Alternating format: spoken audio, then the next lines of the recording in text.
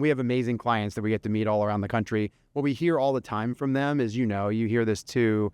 One of the biggest challenges is cash flow, right? How do you manage cash flow? How do you pay the bills? How do you receive cash quickly from your vendors or your partners? And how do you operate, day to day? It's also hard to navigate the macro environment. Welcome to Smart Decoding, your inside look at how we're shaping the future of banking through cutting-edge digital experiences and breakthrough technology. Get ready. Smart Decoding starts now. It's great to be here. I'm Jameson Troutman. I'm head of product for small business. Hi, and I'm Matt Baker. I'm head of technology for small business. So I'd love to hear, I know we've got a lot of roadmap activities and some really cool things going on in the data space. So you want to share a couple of the highlights there? Yeah, so, as a small business, you've got data in many different places, that typically you don't have everything all in one place, all nicely tied up with a bow. So it's really difficult to be able to, synthesize all of that and come up with, what are the important things that I should know from this data. So those are some of the key things that we've been working on at Chase. Both the ability to take, the external accounts that you have that might be with different financial institutions, but make them all appear like they all sit together, inside your Chase mobile app, on chase.com, so that way you can see, your cash flow, you can see the data and transactions and search across them and get insights from them, all within one platform. What are some of the things that you're excited about? Yeah, I mean, that's definitely a big one. And the Insights product has been a really exciting, challenging opportunity. But I think we have a lot of other really cool things, as that we're doing, taking data and trying to harness it on behalf of our small businesses.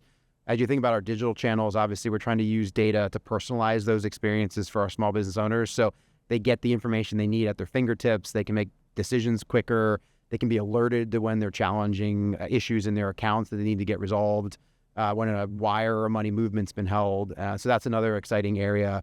We're also trying to figure out how we use data to help our bankers who support our clients, as and how do we bring more data to their fingertips so that they can better serve our clients. They can be more proactive, letting our small business owners know what they need to do, and also make better recommendations around what's the next best product that might serve their needs. It's really cool, and I'm sure you have some awesome stories to share too. This small business owner talked about how they were so surprised that they could get access to this data at their fingertips for free, because most of the places they were looking at were charging ridiculous amounts of money for it. And they were also able to use that insight to help them figure out where to build their next location. Where were they getting customers from, and where was that transaction volume coming from? And that really allowed them to make that decision more effectively and pick the best location. So another challenge of a business with data is just, keeping track of things. And one of the things that's difficult to keep track of is that you've got, different customers that maybe you did jobs for, and like who paid me and who didn't pay me, and like when are the payments due. And so one of the cool things that I like to talk to businesses about, and I hear that they love, is our invoicing product. That we don't charge anything extra for invoicing, but you can easily send out these really professional looking invoices that people know that they're paying through Chase, so they know that it's safe and secure. But also the invoicing will keep track of, is this invoice paid? Which ones are paid? Which ones are past due?